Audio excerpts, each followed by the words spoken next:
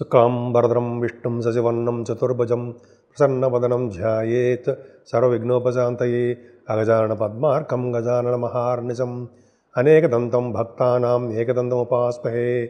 ओं गं गणपते नमः। ओं श्रीमात्रे नमः। ओं శ్రీ గురుభ్యో నమః। మా ఆది ఆస్ట్రాలజీని చూస్తున్నటువంటి మీ అందరికీ, అలాగే ఫారిన్ కంట్రీస్లో కూడా ఉంటూ నా ఆస్ట్రాలజీని చూస్తూ మా వీడియోలు చూస్తూ నన్ను ఎంతగానో ప్రోత్సహిస్తున్నటువంటి మీ అందరికీ పేరు పేరున నా హృదయపూర్వక నమస్కారాలు. అంతేకాదండి, మీకు ఈ వీడియోలు నచ్చితే సబ్స్క్రైబ్ చేయండి, షేర్ చేయండి మీ ఫ్రెండ్స్ సర్కిల్లో, అలాగే నన్ను ఆశీర్వదించండి. ఇప్పుడు మనం ఏప్రిల్ 6వ తారీఖు నుంచి 12వ తారీఖు వరకు కూడా 12 రాశుల వారికి ఎలా ఉండబోతుందో ఇప్పుడు మనం తెలుసుకుందాం. వృషభ రాశి వారికి గురుడే మీ రాశిలో ఉండడం గొప్ప అదృష్టం అండి. ప్రతి పనిలోనూ మీరు ముందంజలో ఉంటారు. మీరు దేనికి భయపడరు. స్థిరమైన కోరికలు, స్థిరమైన స్వభావము, స్థిరమైన ఆదాయం, అంత స్థిరంగా హాయిగా ఉంటారు. మీరు ఎప్పుడు కూడా కన్ఫ్యూజ్ అయిపోతూ ఉండరు. చాలా బాగుంటుంది. అంతేకాకుండా మీకు రావాల్సిన డబ్బులు అంటే సొమ్ము ఖచ్చితంగా మీరు అనుకున్న దానికంటే ఎక్కువ వస్తాయండి. బహుశా మీకు ప్రమోషన్స్ రావడమో, అంటే కొత్త కొత్త ఉద్యోగాలు రావడమో, దానివల్ల మీకు జీతము పెరగడానికి అవకాశాలు, ఆదాయ వనరులు మీకు పెరుగుతాయి. అంతేకాదండి, చాలామంది మీ దాంట్లో గాయకులు ఉన్నారు. వృషభ రాశి వాళ్ళకి గాయకులు ఉన్నారు. యాంకరింగ్ వృత్తిలో ఉన్న వాళ్ళు ఉన్నారు. వీళ్ళందరూ కూడా ఫైనాన్షియల్ స్టేటస్ మరింత బాగా పెరగడానికి అవకాశాలు ఈ 6వ తారీఖు నుంచి ఉన్నాయి. అంతేకాకుండా మీరు తరచూ ప్రయాణాలు చేయడము, మీ తోబుట్టువులు కలవడము, మంచి మంచి ఐడియాలు రావడము, వాటిని ఆచరణలో పెట్టడము, ధైర్యం, ప్రతి విషయం ధైర్యంగా ఉండడము, 6, 7, 8 తారీఖుల్లో మీ శుభవార్తలు వినడానికి అవకాశాలు ఎక్కువ ఉండడము జరుగుతుందండి. ముఖ్యంగా ఈ కొంతమంది న్యూస్ రీడర్స్ ఉంటారు. న్యూస్ గ్యాదరింగ్ అది చాలా బాగా గ్యాదర్ చేస్తారు. ఏదేమైనా పుత్ర సంతాన యోగము, పుత్రికా సంతాన యోగము బాగా ఉన్నారు. మీకు ప్రేమగా ఉండడానికి, ప్రేమ పెళ్లిళ్ళు చేసుకోవడానికి అవకాశం ఉంది. కానీ స్టాక్ మార్కెట్లో అనుకున్నంత లాభాలు రావు, నష్టాలు మాత్రం రావు. అనుకున్నంత లాభాలు రావు స్టాక్ మార్కెట్లో. ఆచితూచి చేయండి. బట్ నేను ఎవరిని ఉద్దేశించి చెప్పను, అంటే చేయమని చెప్పను, అది నాకు అనవసరం. బట్ ఆల్రెడీ ఉన్న వాళ్ళకి మాత్రం చెప్తున్నా, కొంచెం జాగ్రత్తగా ఉండండి. ఏదైనా సినిమా రంగంలో ఉన్న వాళ్ళకి, సాహిత్య రంగంలో ఉన్న వాళ్ళకి బాగా అదృష్టం కలిసి వస్తుంది. ఈ సంవత్సరం మీ ఇంట్లో శుభకార్యాలు బ్రహ్మాండంగా చేస్తారు. వివాహాది వేడుకలు, శుభకార్యాలు, ధర్మకార్యాలు చాలా బాగుంటాయి. అంతేకాకుండా మీ భార్య భర్తల విషయంలో అనురాగం పెరుగుతుంది. కొత్త కొత్త వెంచర్స్ మీరు స్టార్ట్ చేయడానికి అవకాశాలు ఎక్కువ ఉన్నాయి. అంతేకాకుండా ఈ సంవత్సరం మీరు అయితే ఈ వారం రోజుల్లో భాగ్యస్థానానికి గురుదృష్టి వలన విదేశీ పర్యటన చేయబోతున్నారు. ఉన్నతమైన విద్య రీత్యా, మీ వ్యాపారాల రీత్యా, మీ పర్సనల్ పనుల రీత్యా అవకాశాలు, విదేశాలు మీకు వెళ్తారు. అంతేకాకుండా మీరు పుణ్యక్షేత్ర దర్శనాలు, అష్టాదశ పీఠాలు అంటాం కదా, అమ్మవారి పీఠాలు, అటువంటి పీఠాలు దర్శించడము, అమ్మవారి యొక్క దర్శనాలు, శివాభిషేకాలు, గంగా స్నానాలు చేయడానికి అవకాశం ఎక్కువ ఉంది. అంతేకాకుండా గోల్డ్ బిజినెస్, అంటే బంగారం అనమాట అండి. అలాగే వెండి, stationery, food, printing and stationery అంటాం కదా, అలాగే వాళ్ళందరూ కూడా బిజినెస్లు చాలా బాగుంటాయండి. బ్యాంకింగ్ వాళ్ళకి చాలా అద్భుతంగా ఉంటుంది. అలాగే మీ ఉద్యోగ భద్రత చాలా బాగుంది. 9th house lord, 10th house lord శనేశ్వరుడు లాభంలో మీకు అద్భుతంగా 2.5 సంవత్సరాల పాటు ఉన్నాడు. గోల్డెన్ పీరియడ్ అంటాం సరే మీకు వృషభ రాశి వాళ్ళకి గోల్డెన్ పీరియడ్. 2.5 సంవత్సరాలు ఏకధాటిగా మీరు వెనక్కి తిప్పరంటారు సరే, వెనక్కి తిప్పి చూడరు సరే, అది పక్కన పెడితే మీకు ఉద్యోగ భద్రత, ఉద్యోగంలో చాలా అద్భుతంగా ఉంటుంది. ముఖ్యంగా సాఫ్ట్వేర్ రంగ ఉద్యోగస్తులు చాలా చాలా అద్భుతమైన ఫలితాలు బాగా ఉంటాయండి. వాళ్ళకే కాదు, గవర్నమెంట్ ఆర్గనైజేషన్లో ఉన్న వాళ్ళకి చాలా బాగుంటుంది. ముఖ్యంగా 11వ భావంలో రవి బుధులు, శుక్రశనులు, రాహువు ఉన్నాడు. మెయిన్ ఏంటంటే శని రాహువులకి బాగా బలం ఉంటుందండి ఇక్కడ. అలాగే రవి కూడా చాలా అద్భుతమైన బలం ఉంటుంది. అందుకని 3 గ్రహాలు పాపులు 11వ భావంలో విపరీతమైనటువంటి రాజయోగాన్ని కలిగిస్తున్నారు. రాహు బాహువుల మీదకి తిప్పుతాడు. అంటే మీరు చేసేటువంటి ప్రతి బిజినెస్లోనూ, లేకపోతే ప్రతి పనిలోనూ, ఉద్యోగాల్లోనూ, ముఖ్యంగా ఆడవాళ్ళకి చెప్తానండి, చాలా ఉన్నతమైన శిఖరాలకు వెళ్ళడానికి అవకాశాలు ఎక్కువ ఉన్నాయి. అనుకున్న దాని ఎక్స్పెక్టేషన్స్ కంటే విపరీతంగా మీకు రావడానికి అవకాశాలు ఉన్నాయి. ఎందుకంటే శని రాహువులు లాభస్థానంలో ఉన్నారంటే ఒకళ్ళని మించిన ఒకళ్ళు వాళ్ళు మీకు లాభాలు ఇవ్వడం వలన శుభాలు చేకూర్చాలన్నా వాళ్ళ తర్వాతే. సో ఈ విధంగా మీ రాశి వారికి కుజుడిని అంటే సుబ్రహ్మణ్య స్వామిని పూజించాలండి. అంతేకాకుండా అమ్మవారి యొక్క ఆశీస్సులు ఖచ్చితంగా ఉండాలి.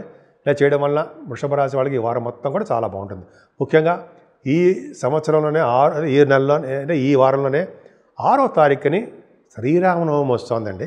అంతేకాకుండా 12వ తారీఖుని ఒంటిమిట్ట శ్రీరామచంద్రుడి యొక్క కళ్యాణం కూడా జరగబోతోంది. అంతేకాకుండా 12వ తారీఖు పౌర్ణమి. ఎంత బాగుంది. ఈ వారం మొత్తం కూడా చాలా అద్భుతంగా ఉన్నాయి. కాబట్టి ముఖ్యంగా మనం పూజించవలసిన దేవుడు శ్రీరామచంద్రుడు. శ్రీరామచంద్రుడికి కళ్యాణం చేయించడం వలన సర్వ శుభాలు మీకు కలుగుతాయి. మనకి ఉగాది తర్వాత మొట్టమొదటి వచ్చే పండుగ శ్రీరామనవమి అండి. శ్రీరామచంద్రుడు భద్రాద్రి రాముడు. నేను ఆ ఏరియాలో కూడా నేను చేశాను. 34 సంవత్సరాలు అక్కడే ఉన్నాను. నేను కొత్తగూడెంలో చేసినప్పుడు భద్రాచలం వెళ్తూ ఉండేవాళ్ళం. సరే అది పక్కన పెడితే శ్రీరామచంద్రుడు అంటే నాకు బాగా ఇష్టం. ఆయన్ని ఎవరు వచ్చినా శ్రీరామచంద్రుడి దర్శనం చేయించేవాడిని. ఆ పక్కకు పెడితే మనకి ఉగాది ఈ నెల 30వ తారీఖు వస్తుంది. దాని తర్వాత వచ్చే మొట్టమొదటి పండగ 6వ తారీఖుని మనం చేసుకునేది ఆంధ్ర తెలంగాణలలో అన్ని రాష్ట్రాల్లోనూ ముఖ్యంగా మన ఇండియాలో కూడా చేసుకునేది అద్భుతమైన పండగ శ్రీరామనవమి. ఫస్ట్ పండగ అదే. సో ఆ రోజుని తెల్లవారుజామున లేచి తలంటే స్నానం చేసుకొని శ్రీరామచంద్రుడి యొక్క దర్శనము చేసుకుని ఇంట్లో శ్రీరామచంద్రుడి యొక్క అష్టోత్తరాలు చేసుకుంటూ అలాగే పానకము వడపప్పు నైవేద్యం పెట్టడం అది ఇంపార్టెంట్ అండి. పానకం వడపప్పు ఎవరైతే నైవేద్యం శ్రీరామచంద్రుడికి పెడతారో వాళ్ళ భార్యాభర్తలు అనురాగం ఆప్యాయత అలా పెనవేసుకుని ఉంటారని మా పెద్దలు నాకు చెప్పారు. సో ఈ విధంగా మనం శ్రీరామచంద్రుడికి ఆ రోజు మనం శుభ్రంగా చక్కగా నీట్గా స్వామివారి యొక్క దర్శనం గుళ్ళకెళ్ళి చేసుకుందాం. 12 గంటలకి మంచి ముహూర్తం అభిజిత్ లగ్నంలో మనకి కళ్యాణం జరుగుతుంది కదా.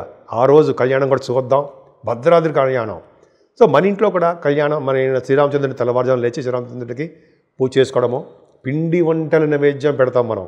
కొబ్బరికాయ కొట్టడం వలన మన దోషాలన్నీ పరిహారం అవుతాయి అంటారు. మన కోరికలు కూడా నెరవేరుతాయి అంటారు. కొబ్బరికాయ కొట్టడము, పానకం వడపప్పు నైవేద్యం పెట్టడము, అంతేకాకుండా శ్రీరామచంద్రుడికి మంచి మంచి అన్నీ అంటే రకరకాలమైన పిండి వంటలు చేసుకుని నైవేద్యం పెట్టడము చేస్తామండి, చెయ్యాలి. అంతేకాకుండా పానకము వడపప్పు అందరికీ పంచిపెట్టడము, చల్లని పానీయాలు కూడా మనం దానం ఇవ్వడము. ఇది ఎండాకాలం కాబట్టి 12 గంటలకి మనకి అద్భుతమైన కళ్యాణం శ్రీరామచంద్రుడు భద్రాద్రి కళ్యాణం. నాకు బాగా ఇష్టం. భద్రాద్రి కళ్యాణం జరుగుతుందంటే ఎటువంటి ప్రాబ్లమ్స్ వచ్చినా మనకి అంటే కష్టాలు ఎటువంటి కష్టాలు వచ్చినా ఎటువంటి అనారోగ్య సమస్యలు వచ్చినా మనల్ని కాపాడే భగవంతుడు ఉన్నాడే ఎవరయ్యా అంటే ఒక్క శ్రీరామచంద్రుడేనండి. అద్భుతం. ఆయన కళ్యాణం చేయించుకుందాం. వీలుంటే భద్రాచలం లేకపోతే మన దగ్గర ఉన్న గుళ్ళలో దర్శనాలు చేసుకుందాం. సో కళ్యాణం రోజుని మన ఆంధ్ర తెలంగాణ గవర్నమెంట్ నుంచి మనం శ్రీరామచంద్రుడికి పట్టు వస్త్రాలు కూడా సమర్పిస్తాం. ఎంత అద్భుతం అని చూసారా. పట్టు వస్త్రాలు సమర్పించడము, కళ్యాణం మన టీవీల్లో కూడా చూడడం మనకు అదృష్టము. అలా చూడడం వల్ల మనకు ఉన్నటువంటి దోషాలు ఏమైనా పరిహారం అయిపోతూ ఉంటాయి. అమ్మవారి యొక్క సీతమ్మవారు దర్శనం చేసుకుంటూ ఉంటాం కాబట్టి శ్రీరామచంద్రుడి యొక్క పట్టాభిషేకం కూడా జరుగుతుంది అదే రోజు తర్వాత రోజు. అలా చేసుకుంటూ ఉంటాం. అదే రోజుని మనం మన ఇళ్లలోనే సాయంత్రాలు ఈవినింగ్ టైమ్స్లో కొత్త బట్టలు ధరిస్తాం. ఈవినింగ్ టైం అయినా పొద్దున పూట కూడా కొత్త బట్టలు ధరించడం, మనం చేసుకున్నటువంటి ఈ పిండి వంటలు నలుగురికి పంచిపెట్టడం, ఇలా సుఖ సంతోషాలతో అద్భుతంగా చేసుకుంటామండి. ఈ ఆంధ్ర తెలంగాణలోనూ మరింత విశేషంగా మనం శ్రీరామచంద్రుడిని చాలా బాగా కొలుస్తాం, పండగలు చేసుకుంటాం. అంతేకాకుండా 12వ తారీఖుని ఒంటిమిట్ట శ్రీరామచంద్రుడి యొక్క కళ్యాణం అద్భుతం, మహా అద్భుతం. ఆయన యొక్క కళ్యాణం కూడా చేసుకుంటూ ఉంటాం. అక్కడ చాలా అద్భుతంగా ఉంటుంది. ఆయన కళ్యాణం చేసుకోవడం వల్ల శ్రీరామచంద్రుడు అండి ఎక్కడున్నా రామ రామ రామ అంటే ఎన్ని కష్టాలు వచ్చినా దగ్గరుండి కాపాడుతాడు. ఆయనకంటే ముందర ఆంజనేయ స్వామి వచ్చేస్తాడు మన దగ్గరికి, మనల్ని ఎప్పుడు కాపాడుతూ ఉంటాడు. సో అలాగ చేయడం వలన మనం అద్భుతమైన ఫలితాలు పొందామండి. అంతేకాకుండా 12వ తారీఖున పౌర్ణమి కూడా వస్తుంది. ఎంత అద్భుతం అండి. అంటే 6వ తారీఖున అంటే ఫస్ట్ పండగ శ్రీరామచంద్ర నవమి. సో 6వ తారీఖునేమో భద్రాద్రి రాముడి యొక్క కళ్యాణం, 12వ తారీఖేమో ఒంటిమిట్ట శ్రీరామచంద్రుడి యొక్క కళ్యాణం. అదే రోజు పౌర్ణమి అమ్మవారికి సంబంధించిన పూజలు చేసుకోవడం ఎంత అద్భుతంగా ఉందండి. సో 12 రాసుల వాళ్ళు నేను చెప్పదగ్గ చిన్న విన్నపం ఏంటంటే 12 రాసుల వాళ్ళు, అన్ని నక్షత్రాల వాళ్ళు కూడా మనం శ్రీరామచంద్రుడిని కొలుద్దాం. శ్రీరామచంద్రుడి యొక్క కృపా కటాక్షాలకి మనం పాత్రులవుదాం. ఆయన యొక్క ఆశీస్సులు తీసుకోవడం వలన ఈ సంవత్సరం మొత్తం నెక్స్ట్ ఇయర్ మళ్ళీ శ్రీరామనవమి వచ్చేంత వరకు కూడా ఆయన యొక్క ఆశీస్సులు మనకి తోడుగా ఉండాలని మనం మనస్ఫూర్తిగా కోరుకుని ఆ శ్రీరామచంద్రుడికి కళ్యాణం చేద్దాం. దగ్గరలో ఉన్న వాళ్ళందరికీ మన తృప్తి, మన యొక్క తహాద కొద్దీ అన్నదానం కానీ, వస్త్రదానం కానీ, పానీయం అంటే నీళ్లు, మంచి నీళ్లు, చల్లటి నీళ్లు అలా దానం చేయడం వల్ల మన తర్వాత తరాల వాళ్ళు కూడా మంచి లోకాల్లో ఉంటారని మనం పురాణాల ద్వారా తెలుసుకున్నాం.